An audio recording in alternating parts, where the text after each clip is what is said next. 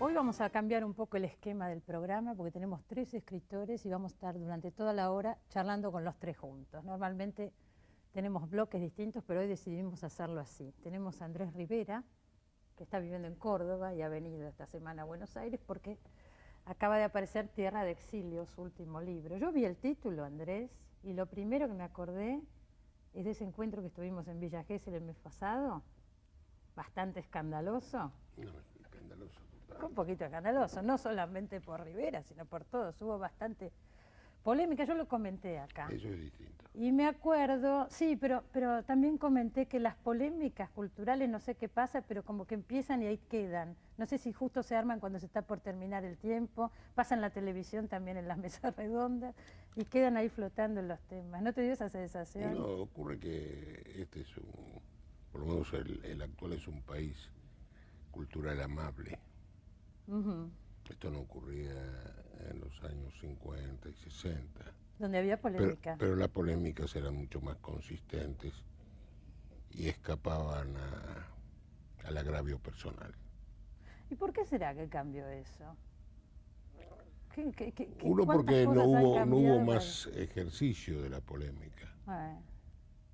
Lo otro, creo que han desaparecido revistas muy importantes desde donde se podía disparar opiniones. En los años 50, 60, creo que todos los que estamos en esta mesa recordamos, salía una revista como Contorno, cuyas opiniones no eran fáciles de refutar. Creo que Abelardo Castillo sacaba el Escarabajo de Oro.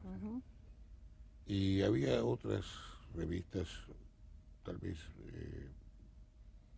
con menos nombre, pero igualmente fuertes.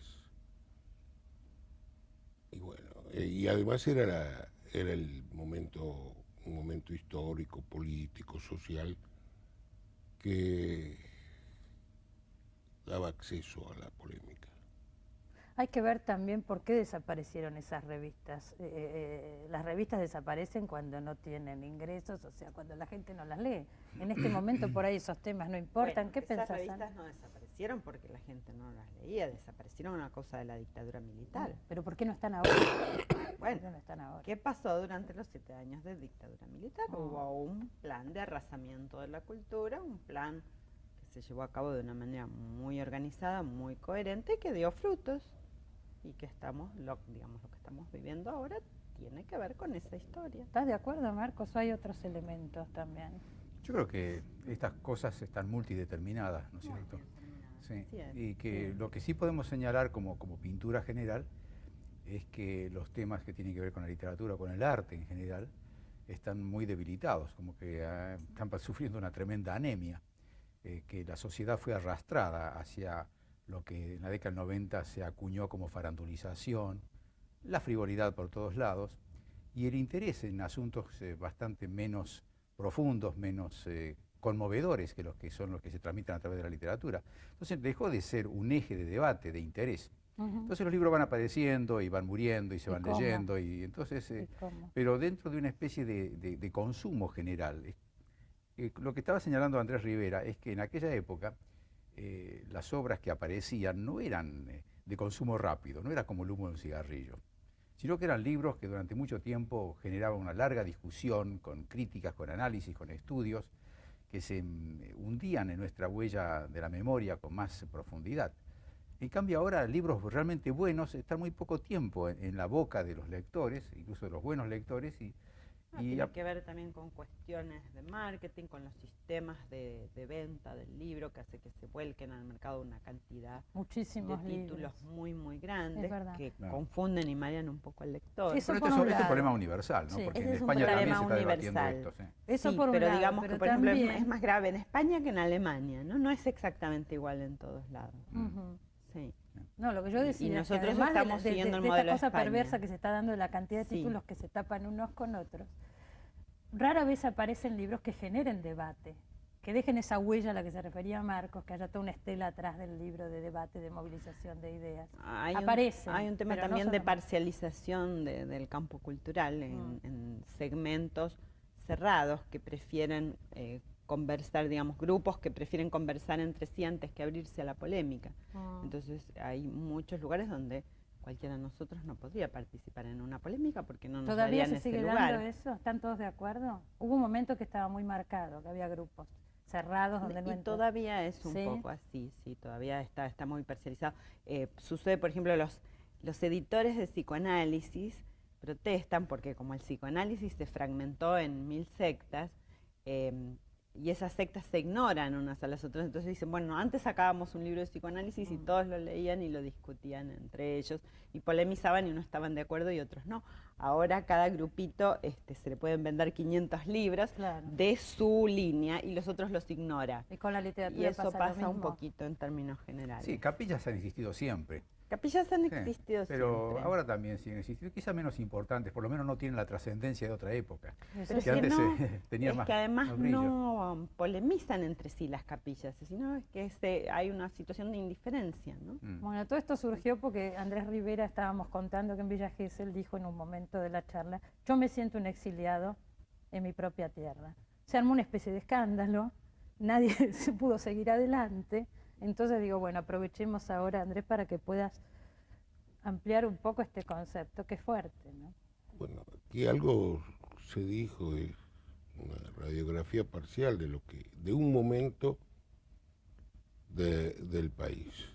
Pensemos que este país, tal como lo conocemos, fue creado por intelectuales.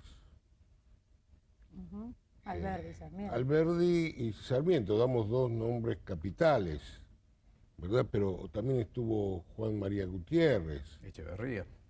Echeverría antes, ¿verdad? Pero si hablamos de esto que se dice la generación del 80, ahí estaba Sarmiento tocándolo con las manos eso. Hoy nosotros se dice que El Facundo es una novela y lo leemos como tal, como una novela, pero en su momento fue un panfleto y la literatura argentina se creó en condiciones de batalla. Acá no hubo neutrales, como en otras. Recuerdo que hubo momentos de polémica contra aquellos que se encerraban en Torre de Cristal, y hoy hay que preguntarse, yo creo que no hay una respuesta categórica, definida. ¿Qué pasa con los jóvenes?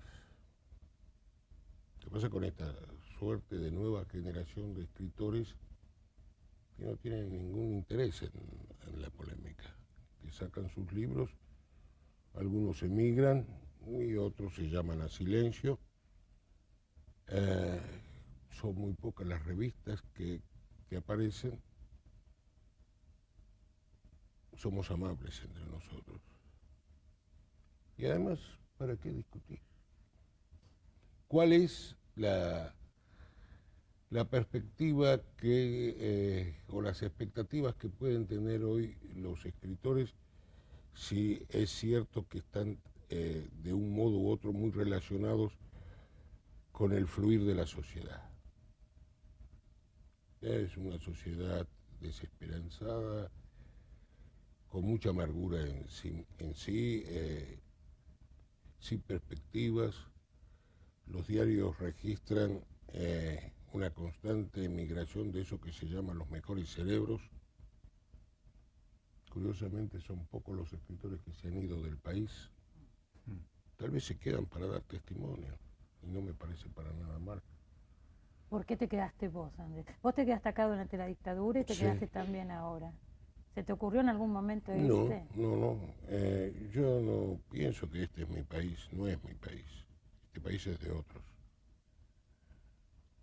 Pero aquí yo no podría, me parece que me sería muy difícil escribir fuera de este país, ¿no? Aquí aprendí a escribir y aquí estoy haciendo ese aprendizaje que no finaliza nunca, que es la escritura. ¿Vos coincidís con aquellos que dicen mi patria es el idioma? Tal vez. Este país es de otros, dijo. ¿De Marcos? Eso es tremendo.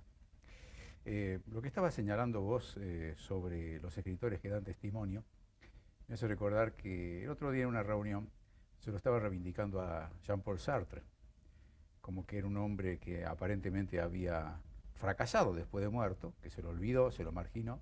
Se lo está empezando a recordar nuevamente. Y se lo está recordando, y yo creo que hay un elemento para recordarlo, y era el compromiso que él tuvo durante su vida, al margen de sus ideas que pueden ser motivo de nuevas polémicas. Pero él fue un hombre realmente comprometido, que ponía el cuerpo a las situaciones que vivía, que ponía la firma, y que estaba marchando al ritmo de sus propios tiempos. Y ese era un ejemplo notable, y me parece que esa característica fue lo que determinó en él, que tanta gente lo siguiese y confiara en él. Me acuerdo que cuando renunció al premio Nobel fue también un impacto tremendo. Y era una demostración que en su momento tuvo mucho valor, porque reflejaba precisamente esa independencia que quería tener él y ese compromiso que mantuvo a lo largo de toda su vida. Y quizá la polémica ha ido cediendo, como decía recién Andrés, porque mucha de la literatura no tiene ese compromiso. El compromiso no significa la cuestión coyuntural, inmediata, con ciertos, programas políticos. Tiene que ver con la dignidad humana, con los proyectos de vida, con el compromiso con la misma literatura, con lo que uno escribe, con la honestidad y transparencia con que uno se vuelca en el papel. Ese es el auténtico compromiso, ¿no?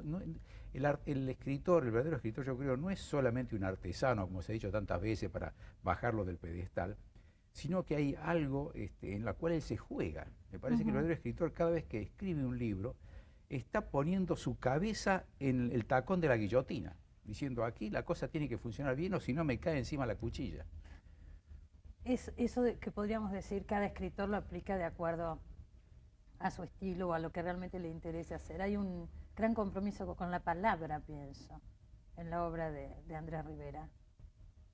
Pero eso forma parte del aprendizaje y de un respeto muy alto por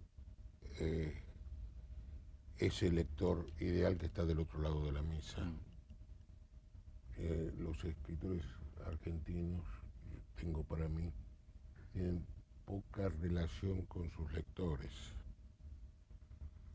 Algún encuentro en una biblioteca popular, en alguna escuela, pero esos encuentros masivos en los que el escritor encuentra el eco de lo que escribió son muy ocasionales. Además, lo he dicho en otras oportunidades, entre los libros que nos editan, no sé cuánto sale un libro de este volumen. No sé, ¿cuánto sale? 25 pesos. 25 pesos. 500 páginas. Con 25 pesos yo compro 6 kilos de chuletas de cerdo. Y la elección es muy clara. Sí, pero realmente no sé si es esa la causa. Realmente yo leí en un reportaje que te hicieron que hablabas Han cambiado los lectores, además. Unos lectores había en los años, un tipo de lectura había y un tipo de lector había en los años 60, comienzos del 70, y otro tipo de lectura y otro lector hay en los 90, en el milenio, etc. Son diametralmente distintos. El lector de nuestros días no se va a comprometer con este libro. Sin embargo, no te olvides que hay librerías de viejo, que hay bibliotecas públicas. A vos te ha pasado, a vos, Ana María, y a mí, que cuando chicos leíamos en las bibliotecas públicas. Y ahí tenés acceso a los libros. El precio del libro se ha convertido también en una especie de mito, porque hay gente que puede gastar ese dinero en una remera o en entradas al cine y no se compra un libro. Hay libros más caros, hay libros más baratos, hay ediciones de bolsillo que son realmente baratas. Yo creo que hay un problema con el hábito de lectura, con la disminución, diría yo, de esa potencia de pensamiento que nos da la lectura, que la gente dejó de darle valor a lo que puede conseguir con la lectura. Yo cuando era chico recuerdo haber visto muchos obreros leyendo libros, que se llevaban su librito en la mochila, iban a trabajar y comían su asadito al mediodía y hojeaban un poco el libro. Y yo lo miraba con gran admiración. Y eso ha ido cambiando, porque quizá el libro era el vehículo también de un mensaje social, de un mensaje político, de una visión de mundo, que ya no se transmite a través del libro, quizá la televisión lo transmite en forma mucho más fácil, ¿no? Ahora, yo no responsabilizaría a la televisión de eso, creo que es mucho más complejo. A ver, no había televisión en los años 20 y los libros que editaba Claridad no bajaban de 15.000 ejemplares. Art tuvo ediciones de 10 y de 15.000 ejemplares, Leónidas Barleta también, Álvaro Yunque también. Insisto que era otro tipo de lector, esto es, la generación de inmigrantes que llegó a este país después de la Primera Guerra Mundial y sus hijos. Ellos todavía leían y la escuela primaria no estaba tan saturada como lo está hoy, saturada de chicos con maestras que cobran muy bajos salarios y que tienen que correr de una escuela a otra o a dar clases particulares y que llegan al día siguiente completamente agotadas para una tarea sarmientina. Así es. Quería decir recién que Marcos Saguinis, en su libro Los Iluminados, en la solapa dice, es el autor más leído actualmente en la Argentina. ¿Es así? Yo no sé, eso lo puso la editorial. Se hace cargo la editorial. O sea, están apuntando, yo me acuerdo, cuando salió Los Iluminados, más allá del libro, se hizo una campaña, me llegaron unos folletos de una campaña de prensa enorme, hasta se hablaba de la cantidad que se había invertido en publicidad, creo que era algo de $300.000. Aclaro que a los Siete Locos no llegó nada de eso, no hubo publicidad en los Siete Locos. ¿No me invitaste por eso? Para nada, ¿cómo no te invité? Estás acá sentado. Pero quiero decir, se hizo una apuesta, un lanzamiento diciendo, bueno, el escritor más vendido, gastamos mucho en la campaña de prensa y demás, como buscando un público para la novela argentina que está muy difuso, ¿no es cierto? Lo que ocurre es que Atlántida tomó el modelo de lo que pasa con las grandes editoriales del mundo, que ahora esa es la idea están que con me productos dio. de fusiones que se dan en Claro, todas partes, sí. Y donde hay libros que en Alemania, no sé si en España, pero en Estados Unidos, en Gran Bretaña, las editoriales dan a conocer cuánto gastan en promoción del libro, dan a conocer cuántos ejemplares se han tirado, cuántos se han traducido. Y bueno, han entrado dentro de las reglas de juego de lo que es el marketing en general, de cualquier producto, tomando el libro como un producto. Esa es la idea que producto de consumo. Sí, ya dejó de tener ese carácter idealizado de algo que está fuera de lo que son las normas materiales. A lo que no sé si lo sabés vos, pero ¿cómo funcionó esa campaña? ¿Cuánto vendió el libro Los Iluminados? Mira, el libro a la editorial le gustó mucho el libro, se entusiasmaron tanto que tomó una decisión que a mí me asustó. La decisión fue largar una primera edición de 40.000 ejemplares. Y sé que te pagaron un anticipo extraordinariamente alto. Sí. Lanzaron una primera edición de 40.000 ejemplares que en la Argentina de hoy es realmente mucho. Muchísimo. Sí. Y más tratándose de un libro tan caro como este. Entonces, a partir de ahí, la editorial se jugó por este libro. Yo estaba por un lado agradecido, por supuesto, por otro lado sorprendido y un poco angustiado también. Pero ha andado muy bien el libro, no solamente acá, sino que estuvo en México, donde el libro también tuvo muy buena aceptación ahora, y lo han pedido para traducirlo a otros idiomas ya, de manera que quizá los editores tienen mejor ojo que uno mismo, el autor siempre desconfía. Casi todos los autores, por lo menos a mí me pasa, antes que aparezca un nuevo libro, empezamos a sentirnos muy preocupados. Virginia Woolf tenía ataques de depresión terribles. Sí. Es decir, uno está realmente asustado cómo va a ser visto por otros, la obra que durante tanto tiempo estuvo en el taller secreto. ¿Les interesa mucho llegar a mucha gente? ¿Andrés le interesa llegar a mucha gente con un libro? ¿Le interesaría que su libro se vendiera, se sacaran 40.000 ejemplares? Porque hay que ver también dónde se planta cada uno y qué busca, ¿no? Cuando yo escribo no pienso en el lector.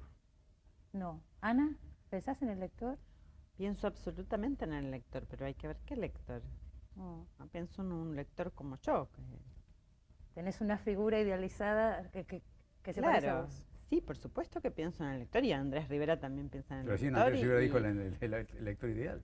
Claro, todos pensamos en el lector. Hay un lector ideal, claro. Es un lector tratamos de distraerlo, le tendemos trampas, esperamos que salga de un pozo para acariciarlo y que se olvide y vuelva a caer en nuestra siguiente sorpresa o juego. Otra cosa es pensar en el mercado. Claro. Obviamente toda escritura presupone una lectura y entonces no hay escritura sin lector. Hasta el personaje del Milagro Secreto, Jaromir Skladik, frente al pelotón de fusilamiento, completando su obra, estoy hablando de un cuento de Borges, por la gracia de Dios, está pensando también en un lector, está pensando en el máximo lector posible, que es Dios, y en sí mismo, que es su máximo, finalmente uno es su máximo lector posible. Pero bueno, cuando un libro sale a la calle, de todas maneras, bueno, ahí se va a encontrar con otros lectores, y bueno, y entonces uno, por supuesto, tiene ciertas expectativas, depende del libro. Depende del libro, claro. Es el tipo de expectativa que uno tiene, ¿verdad? Yo, por ejemplo, ahora estoy con un libro de cuento brevísimo. Claro, con un libro de cuento brevísimo, es un género poco comercial. El marido argentino promedio es un libro que puede aspirar a mucha más venta. El marido argentino promedio era un libro que aspiraba a otro tipo de venta, que Botánica del Caos. De todas maneras, el mercado tampoco es uno solo. Por ejemplo, yo tengo mi libro de cuento brevísimo, La Sueñera, que es un libro muy raro, muy particular, y es de minificciones, y sin embargo encontró su lugar y se vendió mucho más que el marido argentino promedio. Claro, hay elementos que son impredecibles. Pero la pregunta que hiciste, Cristina... Tengo que hacer el corte. No, pero todo esto tiene tan poco que ver con la literatura, lo que un libro se vende o no se vende, o el marketing o la publicidad. Pero es importante que volvamos, tal vez después de la pausa, para hablar sobre si el autor debe o no pensar en el lector. Ahora volvemos. Que debe o no debe. Si escribe, piensa en el lector. Un corte y seguimos. Seguimos con esta charla.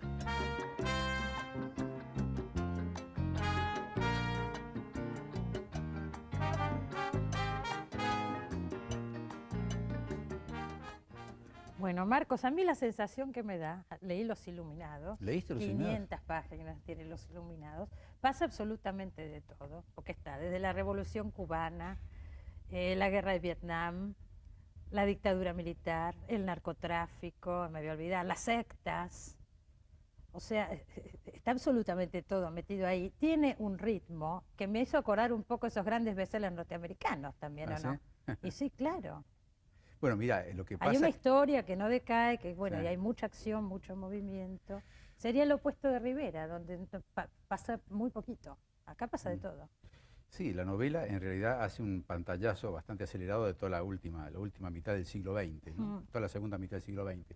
Uno de los personajes comienza su historia en el año 50, y eso me lleva o me obliga a tocar ciertos puntos, algunos con más rapidez, otros con menos. También toco la Guerra de Corea muy fugazmente. Me olvidé de la Guerra de Corea. Pero fugazmente. Lo que señalaste vos es que está la trama con los conflictos familiares y personales en primer lugar, y lo demás es el escenario, ¿no es cierto? El trasfondo de todo. El trasfondo de todo, de dónde viven ellos, dónde hemos vivido nosotros. Porque en última instancia es transmitir todo lo que uno fue viviendo en esta segunda mitad del siglo XX. Somos los habitantes del segundo terrible siglo XX, de la segunda mitad del siglo XX.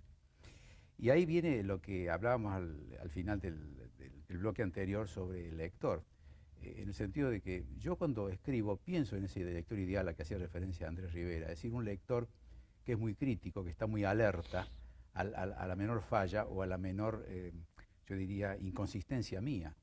Siento que tengo que ser muy franco, muy sincero y muy cuidadoso de mantener la coherencia de cada personaje.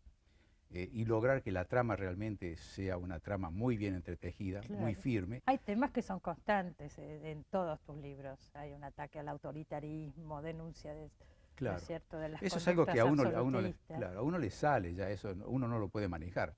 Lo que sí puede manejar es una parte de la redacción, y es usar un lenguaje que al lector le resulte fácil de comprender y al mismo tiempo no pierda eficacia, que no deje de conmoverlo, que no deje de ser claro, y que use la mayor economía posible de palabras. Digamos que está el lenguaje al servicio de la historia, podríamos decir eso.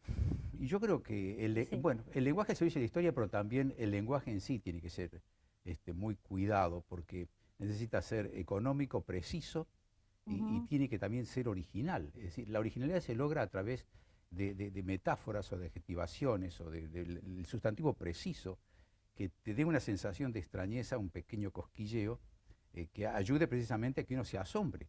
Una obra de arte debe generar asombro, si no, no es obra de arte. No, y aparte esa cosa de querer seguir, porque si no, esos son libros que requieren mucho de uno de tiempo, por empezar. Son Con mucho tiempo, por supuesto. Y además, lo que señalaste recién, yo soy muy cuidadoso en el sentido de que al lector le debo una obra que realmente lo haga sentirse entusiasmado en la lectura. Creo que es una falla mía si el lector se aburre con mi texto. Bueno, yo el otro día leí, no sé qué reportaje te hicieron, una declaración que me llamó la atención. Dice Marcos Aguini: yo integro la lista de los escritores que no aburren. Salió de título, no sé. Bueno, yo lo habré dicho en un contexto menos apodíctico, ¿no? Te titularon la nota así. Me esfuerzo, como te dije recién, en no aburrir, y creo que un autor tiene que, si quiere ser leído, esmerarse cuando uno conversa con otro, cuando uno le está contando una historia a otro. Vos no la podés contar en forma aburrida. Tenés que contarse de tal forma que el otro se interese, que despierte la curiosidad. Eso es lo mismo pasa en la literatura. Lo dije en esa forma. ¿La literatura argentina se olvidó un poco de esto? Yo creo que sí. Yo creo que hay libros argentinos aburridos y que están generados por autores que quizá usan la literatura como una especie de catarsis personal. Es una catarsis, desde luego, es una catarsis, lo niego. Pero no es solamente eso. En la literatura hay un compromiso. Uno está dentro de una sociedad que está esperando que ese libro le aporte algo, lo ayude, le dé claridad en algunas cosas. Y eso en general está faltando. Y eso está faltando. Hay muchos libros que son, yo diría, libros psicologistas, libros que dan vuelta en torno a problemas muy íntimos del autor y que muchas veces se comparten con los lectores. Hay libros que lógicamente logran una gran proyección y que son muy importantes en la historia de la literatura, pero la mayoría no. ¿Estás de acuerdo con eso, Andrés? Y sí, yo estoy de acuerdo con eso de que uno debe abandonar la lectura de un libro si las primeras 10 páginas lo aburrieron. Claro. Eso sin duda, eso sin duda. Vos dijiste en una declaración también hace poco: la literatura argentina no está muerta, si existe Saer, si existe Piglia, si existe... Bueno, pero creo que todavía va a tener... Yo creo que no, que cuando se habla de que la literatura argentina está en crisis, lo más suave que se puede decir es que se exagera. En las condiciones en que se desarrolla y en que crece la literatura argentina, la literatura argentina es vigorosa. Y además hay que poner con mucho cuidado, con mucha prudencia, el ojo en los que hoy ya no se puede hablar de escritores jóvenes. Hoy los escritores jóvenes tienen 40 años. 40, sí.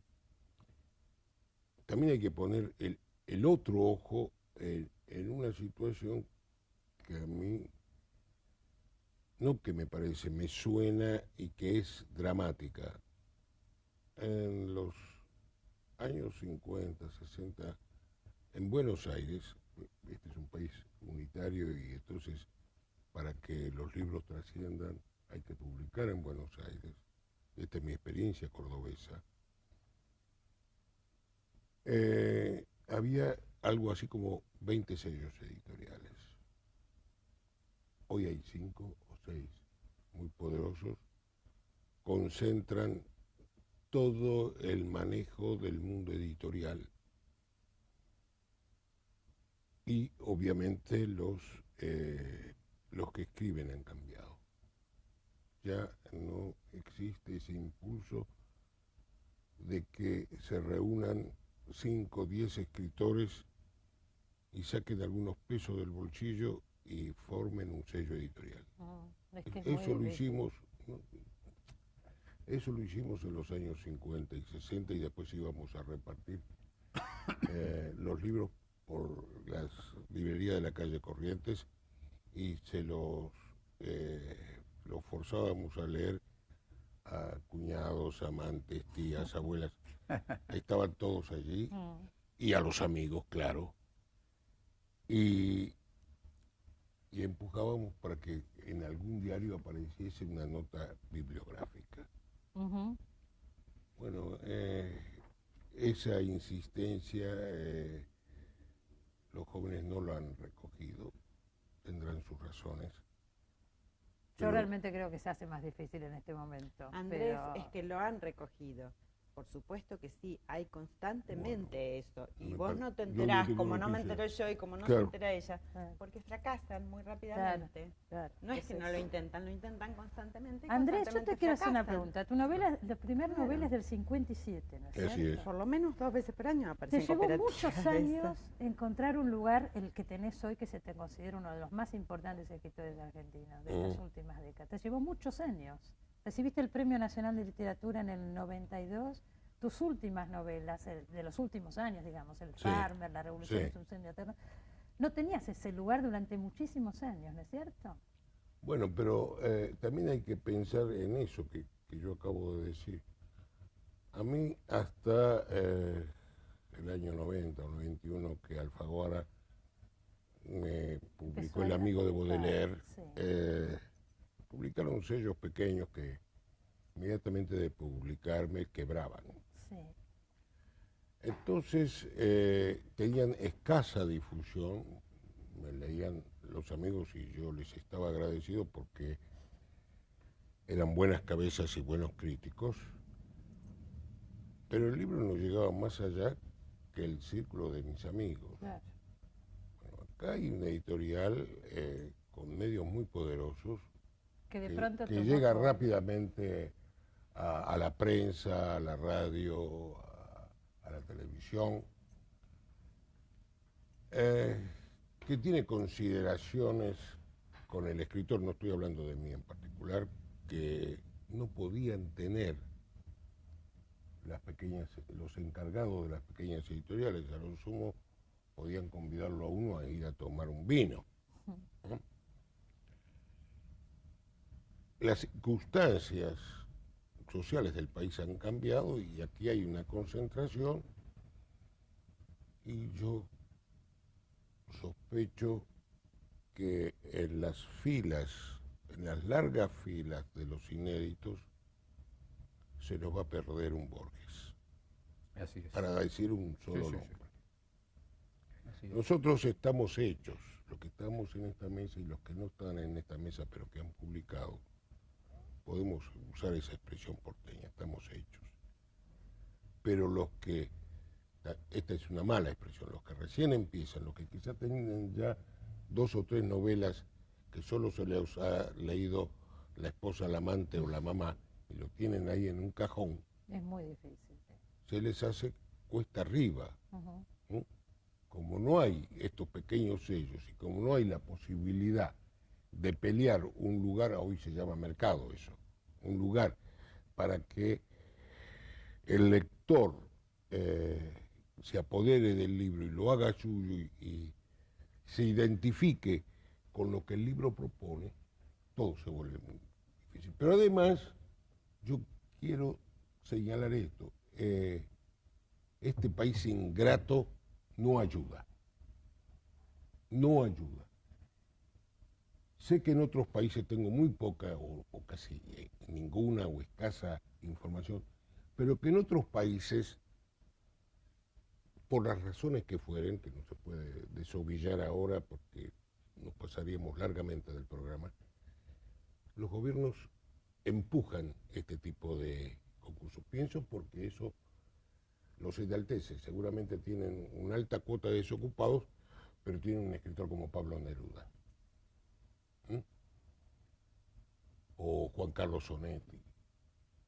En este país, que, insisto, creado por escritores, los gobiernos, que son crasos e incultos, y sus integrantes son crasos, incultos e ignorantes, que ni por equivocación le levantan un libro, una novela, un libro de cuentos, un libro de poesía, no hacen nada. No hay el menor estímulo. Más aún, el gobierno del presidente de la Rúa acaba de anular, eso lo dijo un escritor de excepcional calidad como Héctor Tizón, acaba de sepultar los premios nacionales. No hay más premios. No hay más premios nacionales. Se han postergado sine die. Se recortó el presupuesto. Con lo cual yo debería, si eso hubiera ocurrido, tremenda. si a mí me hubiera pasado ahora, yo debería estar trabajando. Claro, porque tenés un premio nacional, aclaremos que eso significa un dinero mensual que te permite dedicarte a escribir. Que no es, Borges decía que él vivía de los dos premios que se le habían concedido, el premio de la Municipalidad de la Ciudad de Buenos Aires, que son 1.000 pesos y monedas, y el nacional, y el nacional que son 709,50. Es muy modesto el premio nacional, pero ayuda y mucho a vivir. Por supuesto. Bueno, Marcos fue secretario de Cultura, pasó por esa experiencia, creo que salió bastante... Salí bastante indemne, felizmente. Indemne, pero cansado. Por eso no quiero volver. Pero indemne y cansado, sí. Es muy estuvo difícil. Carlos Gorostiza acá hace poco. Todos comentan que es cuando se entra con ganas de hacer cosas, se encuentran con vallas muy fuertes. Bueno, y eso es lo que han hecho. Han puesto a escritores como Aguinis, como Gregorich, tengo entendido que anduvo por esa. También, Rodolfo Rabanal. Como Gorostiza, como Rabanal, para darse lustre y esplendor, ¿verdad? Y no se modificó nada. Y ahora está ese jovencito que creo que se llama Darío Lo Pérfido. Sí. El apellido no lo ayuda. Yo lo dije el otro día acá, nosotros también sufrimos un recorte. Este programa tenía un apoyo que ya no tiene y se nos hace muy difícil seguir adelante porque era un apoyo que significaba... Y otros programas culturales y también. Los programas culturales, bueno, el de Héctor Janover, que ahora salió una nota el otro día en La Nación, o sea, la situación está difícil para todos. Sí, pero eso no es ningún consuelo. Al contrario, creo que no, que tenemos que decir. Ahora esto nos lleva a lo que estábamos hablando recién sobre la literatura argentina.